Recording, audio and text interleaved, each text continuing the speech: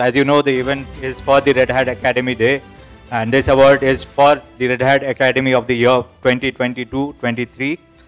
So, I mean, we have been holding our breath till now to find out who would be winning this, and even I was not allowed to look at the nominations and winners earlier, so it's a good surprise for me.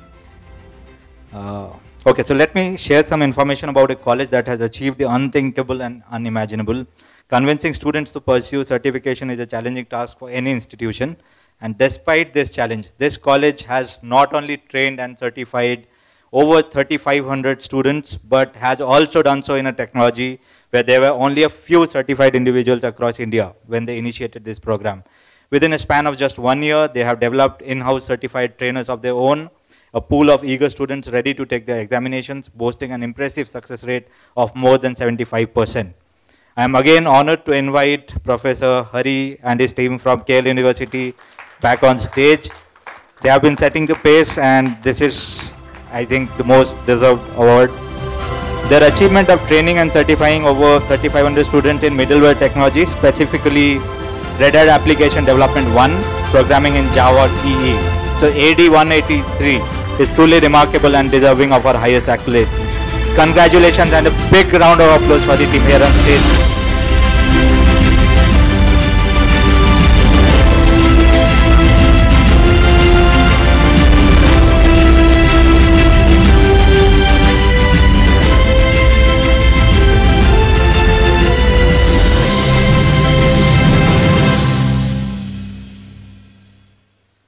It is a pleasure to be part of this entire gathering, especially when it is a combination of Red Hat and Prodevans.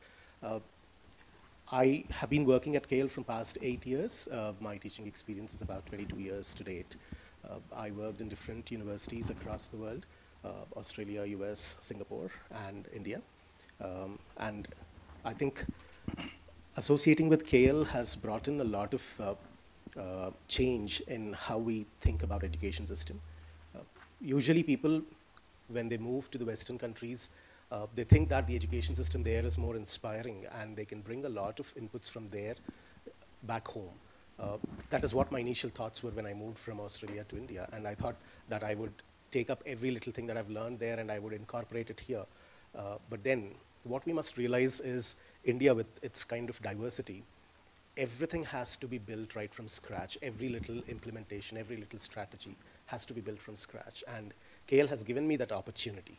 So getting such kind of an opportunity from a university where everyone has the right mindset, the right thought process, where as Deepak has said, why don't you dedicate a wall in your college? It's not just about a wall, but then he continued saying that, can there be more walls in the college? So as I completely agree to that. It is the entire university who has to have that mindset rather than one faculty member or one principal or one HOD or one student or one person. So my first thought to every faculty member here is let your entire college or university be in coherence to the entire thought process of skilling the students. If that is not the case, then the journey will not be that smooth, right? So that is where I appreciate the support from KL. And then with that kind of common philosophy that we all had, we were looking for a lot of skill gap filling, as industry always says. I have a few words to talk about filling that skill gap, but I'll talk about it a little later. So when we were looking for filling the skill gap, our first thoughts were, should we look at just what industry asks? Is that the right ask, is my first thought. Because where did industry come from? Who are all those people who are in the industry? They all have been students at one point of time. So what they ask is what they need now. But what academics teach us is what is there for future. So if there is a skill gap, and if there is a certain ask from the industry, should we just confine to that? Today, a lot of colleges take mistakenly that their academics should be completely filled with what industry needs. But what industry needs is what they need today. But what academicians teach is not what is needed just for today, right? So we need to have clarity of thought. And that is when we started exploring what is that skill gap that we're trying to fill and how do we fill it? Because today, there are several academies that are in place. I mean, you can list a big, I don't think any of these slides would be sufficient. There are ample of academies by industries. These are just a lot of tools, a lot of certifications. And when you look at all of them, you will be very over-enthusiastic to get into all of those and make your students learn it. But then it's not just that. You need to think beyond. And while I was thinking beyond, that is when I came across certain organizations like Red Hat and like any other organization which has third-party training providers. Red Hat had Prodevans. And I was a little apprehensive because I was not very convinced with the idea of a third-party training vendor. So it took me almost, today I'm here talking about the success, but let me tell you all that it took me almost 3-4 years to be convinced that let me go ahead with Prodevans and Red Hat. Otherwise, I was not convinced with this idea in the first place because of the entire ecosystem that was there. Too many academies, too many industries, too many certifications. Are these all apt or not? Then when we started our journey, even after that, I took time to understand how do I get my students into this. I did not rush. I think I would say not rushing towards it is probably the key for success. If I would have rushed that day to take a course from Red Hat Academy, just get the course completed, I don't think we would stand today at this point of time to whatever success we have. There was a lot of thought process that went in to think about what is needed more beyond that course. That's when Prodevans, when we discussed, they came up with these certifications. They extended their support. We had a faculty development program. A faculty development program, again, if it is not for Prodevans, I don't think we would have done anything what we have done today. Because unlike any other training providers, what training providers usually do, they just come in, they usually have this number 40 hours, right? And 40 hours just flies off like that. And academicians, what do they get in 40 hours? Nothing, right? And that is how our initial training happened. So I had to get back to Prodevans and tell them that we are academicians. I don't think we have absorbed anything in this 40 hours. But then Prodevans was good to understand what is our apprehension. And then they extended a lot of support, both in terms of hands-on experience, also in terms of experts. I still remember there were quite a few online sessions, quite a few physical sessions that went beyond that 40-hour agreement. So they went beyond that agreement to ensure that our faculty could get trained and certified. So only then I could start trusting the third-party vendors. So that from then we started off. We started off in large numbers. Once that trust was built, we never looked back. It took us almost 3-4 years for that trust to be built, right? Because otherwise, any other training provider, I don't think we would have achieved anything that we have done today, if not for Prodevans. So that's what I was asking Deepak and Nitya, that can we have a session after this where we can plan for the next batches of students, right? So now I am in rush to see what can be planned. So that is the kind of trust that they have built into our system. So I should thank everyone who's involved, right from the trainers to the people who manage the exams, to the team from Red Hat who come set up the labs for the exams. Every person who's involved in this entire process, they do it with a lot of commitment, which is not there in a lot of other training providers, right? And I think that's the whole reason why there's a lot of success that came in, right? So thank you so much for being what you are, being so committed for what you're doing, and building that trust in all the academic institutions. Right? Thank you so much. I think you answered many questions, but one or two I'm just identifying. You have delivered nearly 3,000 exams in the last 16 months. 3,000 exams. That's the number that they have done. What were one or two major challenges you faced with the Red Hat or with the Prodevans? Technical challenges, yes, there are quite a few. Because we were not, as you rightly pointed, the examinations and other certifications are all MCQs, like identifying a breakdancer for Accenture, right? So that's exactly how the other exams are. And then Red Hat and Prodevans came in and they said, no, our exams are very different. We have a project-based exam. Then I thought, this is a marketing strategy people usually use. And then I was very confident on my faculty members. These are the best faculty I had. And I told them, okay, your training is over, so why don't you start taking your exams? And then our best faculty took the exam, and none of them could clear it. First time, I wanted to keep their spirits up, so I said, that's fine, it's okay, you have a retake, so do it again. Second time, also they could not clear, and I was losing my complete coolness. I was like, what the hell is this? There's a deadline that I'm putting for you, and you must meet the certification target by then. After that, I called each one of them and I started asking them, what exactly is the reason? Why are you're not supposed to lose it. You're one of my best faculty and you're technically very strong.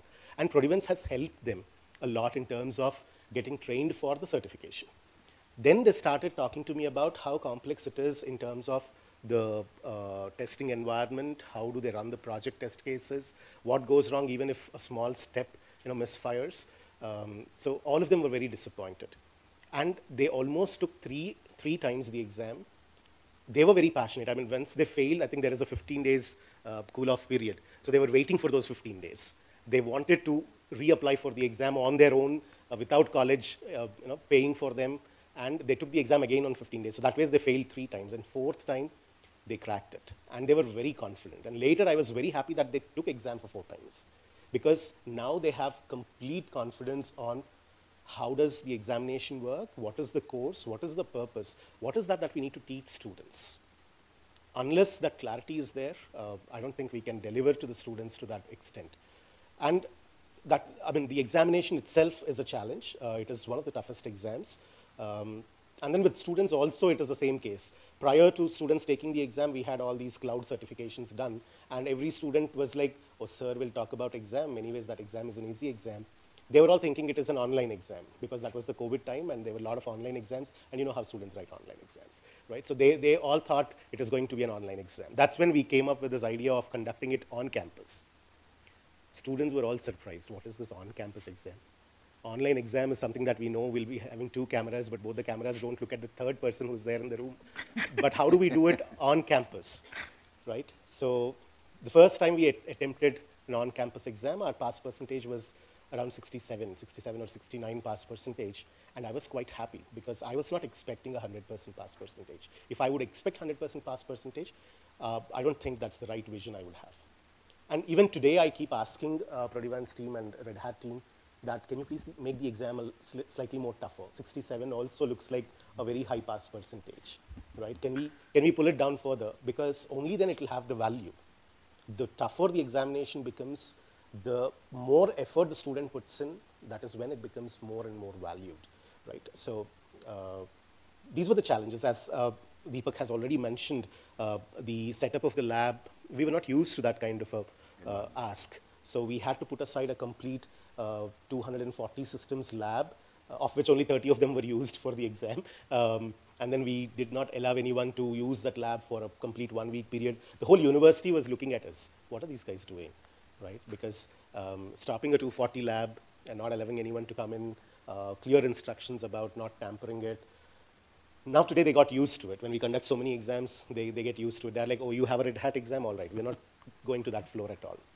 Right? So these were all the initial challenges. And what I wish to conclude this statement with is, it is not just about plan and implement. There is something also called as strategize in between planning and implementation. And I think at every little thing that you do as part of this entire process of upskilling students, there has to be this word strategize in every little thing.